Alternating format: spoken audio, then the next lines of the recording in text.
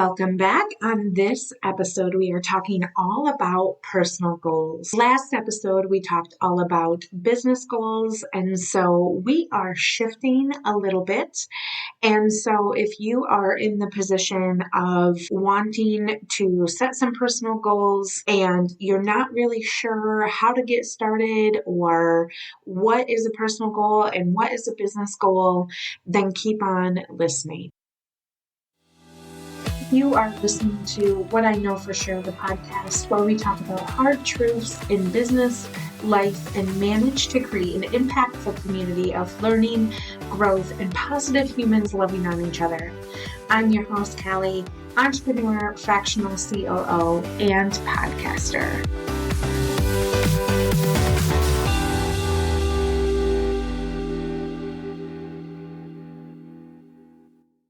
So, personal goals. I just want to really get started and talk about what it is. And the word personal is exactly that, right? Personal to you. What I want you to keep in mind are a few key things. Personal goals are that of what is personal to you. This doesn't include your family goals, your work goals if you're in a 9-to-5, your business goals if you run a business. These are very specific to you, to who you are and what you want to achieve in 2022. And what I will say is it takes a little bit, right, to weed out what is a family goal? Is this bleeding into work? And it's hard. It's hard to really remove yourself from all of those different areas, especially if you're a mom or, a dad who is the bulk of the household. It's hard to sort of remove yourself and say, what do I, Kallai, in this instance, what do I want to accomplish this year? And so that's really the key to getting started, is removing yourself from all the noise, all the other areas of your life, so that you can really understand who you are, what your goals are for 2022 and, beyond, and really develop yourself as a person, as the individual in your family or in your workplace, because all of those external things, you as a person are an individual who deserves to have individual goals. So I just want to encourage you and mention that is the purpose of this episode, is to get really personal. And there is power in the present tense. So when we sort of work through this process, when we get to the process of actually creating your goals, psychology supports that when you are conditioning your brain with the I form of what you will do, there is action that comes after that. And so when you get to your goals, when you actually are writing them and making them known, there is the I am going to accomplish this thing. And I just want to be sure that we are making goals. We are not making resolutions. A resolution is a firm decision to do or to not do something.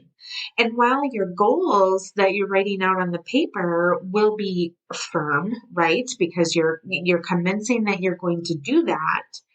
What we're not doing is, by saying that this is a resolution, we're not leaving room to breathe. We're not leaving life to get in the way. And oftentimes when we make resolutions, if it doesn't happen, you just automatically deem yourself a failure. A goal is something that you're reaching towards. A goal is something that you're striving towards. And so sometimes when life gets messy or things shift in the world around us, sometimes that goal is not met and we have to reframe and relook at it. And we're going to dive deeper into that as we go along. But I just really want to be clear that these are goals. They are not resolutions. And so when we talk about these goals, less is really more. I see a lot of things on social. There's this list of, top 10 things that I'm going to do. And I just think, wow, that's a really lofty goal because I have a business to run. Some of us have businesses to run or families that we have and work that we have that how could you possibly cram in 10 things throughout the year? So I want you to keep in mind that less is more. Being mindful is also more. And really getting personal is where you thrive. And another thing to keep in mind is tracking is important in all areas. And then it's okay to abandon your goals. It's okay to shift them. It's okay to rearrange them. The first thing that I want to start with is if you don't even know like what your priorities are for 2022, maybe you are the person that's like, oh, well, yeah, I mean, it'd be nice to have goals, but I don't really know where to start. I don't really know like what my dreams and aspirations are. And it's quite overwhelming to really think about it. So let's start there. And ironically enough, where we're going to start is exactly where you would start in your business goals, which is doing that SWOT analysis, right? SWOT, if you don't know, stands for strengths, weaknesses, opportunities, and threats. So we're going to start with the strengths. List out what you're good at. What are things that you inherently know that you perform well in, that you show up well in, and that you really thrive in? And what is working well within those? Then when you complete that, move to the weakness section. And the weakness section is, are you investing enough back into yourself with the people around you, the content that you're consuming, the ways in which you show up every day? Are you investing enough? And what are the weak areas that you see throughout your life? So it could be external things that are happening. It could be maybe you just don't feel like it, right? Maybe you make a good plan and you write it all down and you have your routine, and then when it comes to executing the routine, you just don't do it because you don't feel like it. What is the weakness there? Why don't you feel like it? Write that down. And then what are the opportunities for growth there? What can you build more of? Or what do you need to not continue to do? What are the things that you could implement into your life that it gives you an opportunity to grow? What are those things? Let's document them. And then finally, what are the threats? What are the external things that are preventing that to happen? Maybe you don't have a good support system. Maybe you spend too much on social media. Are the people around you encouraging? And are there other people in your life doing less or doing more that you are spending comparison to? That is a threat. Write that down. Name those people. Name those things that you are doing. It's okay. And so through all four of those categories, we're going to choose the big three priorities in which you want to create goals for. And just like I said on the business podcast, note that I did not say that we are writing actual goals down. And so what does that look like? Let me back up a little bit. After doing the SWOT analysis to determine my personal life, I have my top 5 priorities, and I have 5 different categories that I name them under. And so for me personally, and you will hear this expanded a little bit more in next week's podcast episode, but for the sake of conversation, we'll utilize this. My priorities are continue working on my health, work on my debt, increase my personal development, experience new things, and become more active in my church. And so now that you've written these top 5, top 3, you don't have to have, more than 5. If you have 6, that's fine. But try to keep it, again, very minimum because there's power in less is more. So Now we're going to transition into creating them into goals. And how, might you ask? Well, like the business podcast, we are going to make your goals SMART goals. And so what does that mean? SMART goals is an acronym for specific, measurable, achievable, relevant, and timely. So the S that stands for specific is what exactly is that goal, right? It should be short, concise, and then the M is measurable. How will you know that you are succeeding at the goal? How will you know that you are meeting the expectations for that goal? A is for achievable. How will you implement the goal? How are you going to achieve this goal? R is relevant. Does the goal connect with your overall objectives? So does the goal meet who you are as a person? And then T for timely. When will you achieve this goal by? Some of these goals you will find are not going to be achieved this year, and that is fine. But it needs to have some sort of a date that you are trending towards that you will be able to measure up against. So spend some time to move your priorities into creating them into goals. And so I do have one example for you. My example of the SMART goal is to work on my debt. And so what does that mean?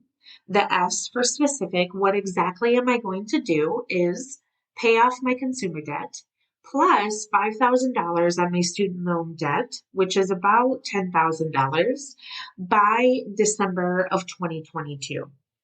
Okay. So how am I going to measure this? I will measure this goal by debt trackers. And so I will have a few links to some debt trackers that I use in the show notes that if this is one of your goals and you're looking for something visual to put up on your wall or, include in your planner, you can print those off and they're really quite fun to. A for achievable. How will you implement the goal? I'm going to implement by rigorous budgeting and tracking. R for relevant. Does the goal connect to your overall objectives? And I can say yes, it will increase my available income for my savings goals. So I am in a position where I can continue to save, but also continue to pay off my consumer's debt. But what will happen is when I pay off my consumer debt, when I free up that money, I will be able to then contribute it to my savings goal and really sort of get the snowball going. And timely. Here is where you implement the I am, I will, the present tense. I will achieve this by December 31, 2022. Or you could reframe it and say, I will be consumer debt free by December 31st, 2022. So you have that. That's an example. Let's move into the habits needed to achieve this. For me personally, with that goal, I do have a money routine. And so I won't get into all of that currently, but creating a money routine where you are held accountable every day, every month, every quarter, every year, that is important. So you need to plan out the time to reach your goals. So pull out your calendar. Let's take a deep dive. And with the goals, you have the date that you want to achieve it by. If it's not in this time frame of the year, that is totally fine. But let's mark it down. So plan the time to reach your goals. What does that look like? You need to schedule the actions that are needed and set them as calendar dates for yourself. So for my money goal, for example, I'm going all the way to December 31st, 2022. And I'm putting a note on my calendar that says check in on money goal. Then I'm going to the last quarter of when it begins, right, in October, and check in on money goal. Then I'm going to the beginning of the third quarter, check in on money goal. Then I'm going to the beginning of the second quarter, check in on money goal. These quarterly goals, I have to check in and really look at the overall picture and say, what is happening here? Am I meeting this? What needs to change? Then every month I'm going into my calendar and I'm making, maybe it's the first day and the last day of the month, and saying, okay, I am checking in on my money goal. The first day of the month, the calendar in the description says set monthly goal. And then the last day of the month is, did I meet this goal? Right? We're taking the elephant and we're chomping it down into bite-sized pieces. And by scheduling the actions that are needed through the calendar dates, you're able to sort of objectively look at it and say, okay, this is not as overwhelming as I thought it was going to be. I can do this. And specifically with this money goal, I then have to check in weekly. I then have to track my spending daily. As a business owner, I pay myself every week. And so I have a money routine every week. So setting those things up at the beginning of the year ensures that by the end of the year, you should be able to look at 2022 and say, did I meet my goal? Now, some of the other, goals, maybe it's reading 2 books every month, right? How do you track that? Get a book tracker. It can be fun. But overall, in each meeting, I really want you to understand that you need to match the numbers up against, if it is a number goal, or, reading so many books or whatever, match the numbers up against what you're currently doing. And are you there yet? But then what are the long-term goals through the strategy that you're currently doing? And does the strategy need to change? Because that's important, right? Sometimes life gets in the way and you're not able to, connect with yourself by having the money meeting, or maybe your goals have changed a little bit. Maybe you don't want to pay off as much because you want to be able to go on vacation or what have you, right? All of those things come into play. But by having those meetings in place, it's important that you look at those meetings as objectives that are being met or not met. And so the final part of the meeting really for you is addressing any of those issues. And maybe you have to abandon ship, right? Maybe you have to table this goal and put it on for next year because these other 3 goals that you have are way more important and they need to be done way quicker than this one. That's okay. It is okay. I think sometimes we get hung up on the fact that if we're not meeting our goals, if we're not meeting our expectations, that we're a failure. You're not a failure. What you are is working towards building the mindset that if you have a goal, you're starting the wheels that are turning. And sometimes when life gets in the way, it's not that you failed, it's that you have to shift and figure it out. You have to figure it out. If your goals aren't being met, you have to really come back to doing that SWOT analysis and saying, why isn't this being met?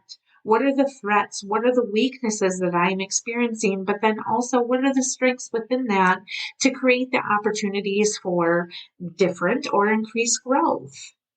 Doing a SWOT analysis consistently throughout your life is something that really creates a good pattern for standing at the 500-foot view of your life and going, am I getting swallowed whole?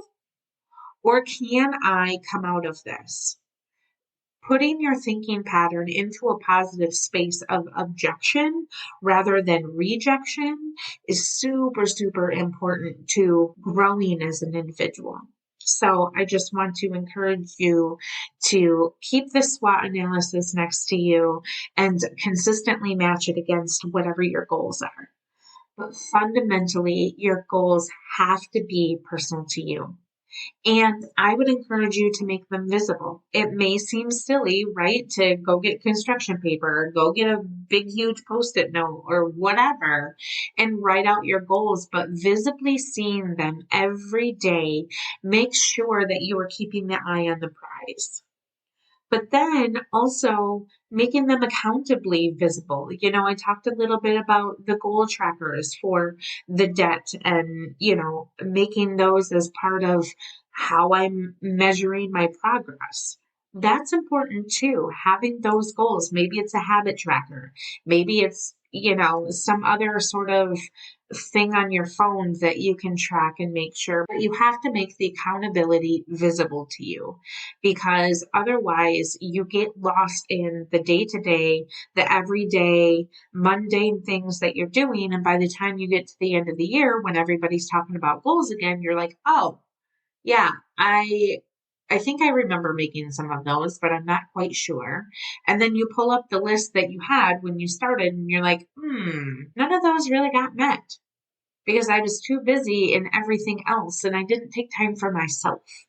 You have to take time for yourself. You have to. It is super important. And then scheduling and planning them, you have to be able to sit back, put them in the calendar and say, I want to do these things because I am owing it to myself that I am valuable. I am worthy of having goals. And it's important to me as a person to be able to do those things. So I hope you found this helpful. I know it was a quick and dirty episode, but personal goals shouldn't be overwhelming. They shouldn't be things that make you not want to track them or not want to complete them.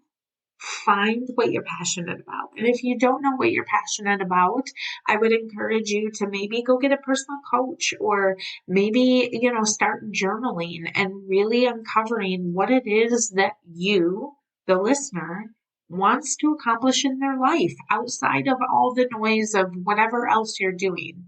Friends, it is okay to have goals for yourself. It is okay to show up as you are and want more for your life. And what I know for sure is that by building a personal growth mindset, it allows you to be free and it allows you to uncover who you are as a person and really get excited about the things that you are doing in your life. I hope everyone has a wonderful new year. Thanks for listening to What I Know for Sure, the podcast. If you heard something today that helped you, I would love it if you would go leave a review, share it with your friends. This helps more people like you become inspired, just like you are. If you would like to learn more about how I can help you streamline and position your business for growth or start that business, feel free to jump into the show notes with all the links to find me. And don't forget to head over to Instagram so we can be pals.